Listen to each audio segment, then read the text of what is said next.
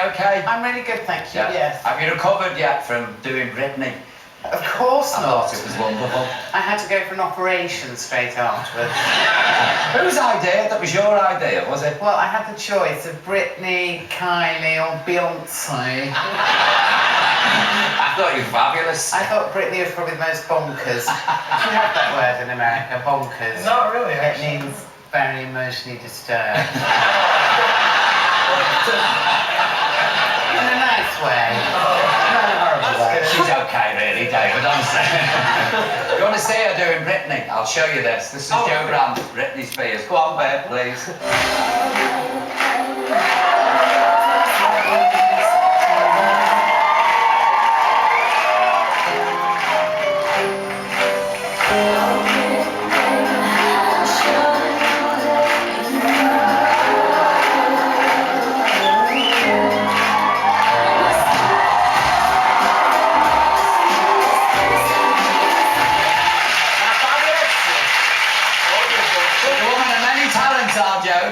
I'm not. She is. She writes books as well as tells. Joe, this is a fabulous book. Do you really mean that? I'll tell hand on heart, seriously. And I'll tell you why I really enjoyed it, because when I worked for social services, you know, for Camden Council, it brought back for me so many memories. I mean, I was sitting in bed reading, roaring, laughing. Oh, I'm so pleased. Because I read an interview you did where you said you went about your business when you were a psychiatric nurse, half hysterical. And there's lots of laughter, and it's true, because that's how I went about. Because you're in such kind of surreal situations, aren't you? And I mean, I think people think psychiatric nurses and carers spend their lives like laughing at people, but you're not laughing at them because you know that they're ill and you feel sorry for them. But you're just laughing because you're in this weird situation. Well, it's like us and them, isn't it? There's an outside world who looks in at you and thinks, what is it? I remember chasing an old lady down Haverstock Hill, not a stitch on her. Clutching a toilet bowl. You sure that was work? That was work, yeah. Actually, was it or was it pleasure? No, it was work. And I've read, like, one of your characters, Gina, when they're missing into the hospital, she escapes from the car, it just all came flooding back. Where did you get your characters from? Well, I mean, none of them are actually specific individuals that I know. Yeah. I wouldn't want people to be identifiable in it. Yeah. But certainly, it's kind of a mixture of experiences that I've had when I was a nurse. And you can see you've been there, you know, you're reading it, you know what you're talking about. I mean, how long did it take you to write? 2 years. Oh, it's a nightmare, isn't it? I know, I was very lazy. You're not lazy. No, I was. You got 2 kids and you're out working and writing books. I kept finding more interesting things to do, like cooking up a nice bit of goat. Oh, sorry.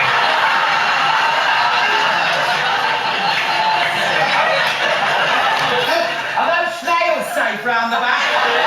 Did you see the snails? Thankfully, no. I saw them on a bit of lettuce, so we'll have to shift them before you go past. Tell us about the main character, Alice. Alice is a sweet girl, considering her upbringing with her mother. She is, yes. And I think, you know, in the whole sort of difficulties that arise when someone in a family has a mental illness, it's the children that tend to get forgotten, really. And they really suffer because the parenting that they get is just not up to standard, and it's neglectful, and I just wanted to kind of, because it's also about being a fan as well. It's about being a fan of Morrissey. Do you love Morrissey? Me too. Yeah. You love Morrissey? I do. I absolutely. Do you not love Morrissey? Well, I think if I was a bit down in the dumps, the last person I'd play would be Morrissey or Leonard Cohen. Do you know who Morrissey is? Yeah, yes, I actually listened to them a couple of days ago. Yeah. Oh, good. Why do you think that Morrissey and the Smiths have become so associated with teenage angst? Because I think Morrissey kind of tells it like it is, you know, and there's some terrible times in your teenage years when you feel like you don't connect with anybody, that you hate your parents, they hate you, that you're not the same as anyone else, and he sort of encapsulates that alienation that teenagers feel better than anyone, better even than Des O'Connor. Really? Do you think so? I do. Oh, Joe, I don't think that's possible. I'm sorry. I mean, when I was low, I used to put Dicka-Dicka-Dum-Dum on. Joe, I was crazy on when what was the music of your youth? What did you like? Oh, punk, really. Oh, was it? The Clash. Polly Styrene. Yes, I loved that. I did. Oh, Bondage Up Yours. And Jane Canty and the Electric Chairs. Fantastic. Oh, couldn't beat it, could you? You can do another one. Well, I'm doing my autobiography at the moment. Fabulous. Oh, I know, no, it's be boring. Don't buy Do you that. find that harder to do than write a novel? To No, write I about find it yourself? easier. Oh, I find do you? it easier, Yeah. and also I've made up quite a lot of it Oh, as well.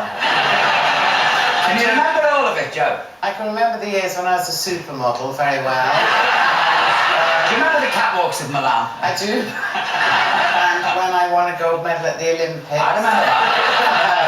And I saw you on the podium when you played God Save the Queen. I collapsed. And when I used to go out with Simon Cowell. I remember that. And then you go past in the car. I remember it well when I was stood outside the bus on a bit of strange shot, big issue, and you shot past me and never looked twice. Absolutely. Remember it? Did you enjoy doing The Speaker on BBC Two? That was a good show. I did. I loved doing that. I mean, I was a bit wary about judging people because I think it's quite a sort of arrogant thing to think you can do, judge other people, as we see from your career as well.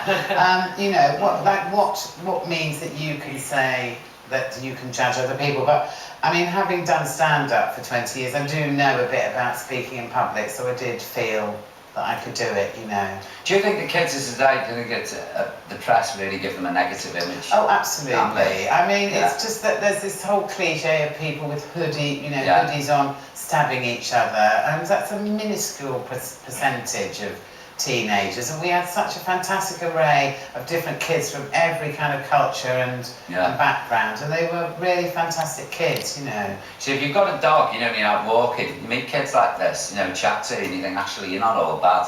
You know, what you read in the papers doesn't compare to the four kids. The last I'm group of kids I happy slapped were very nice. Yeah, I liked them. Wasn't hard though, was it? No.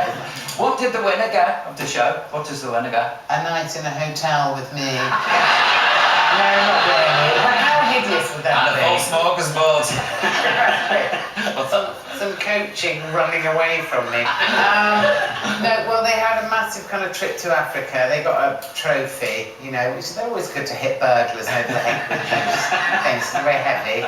Well, look, we've got a clip here. Please, let's see The Speaker. But in the future,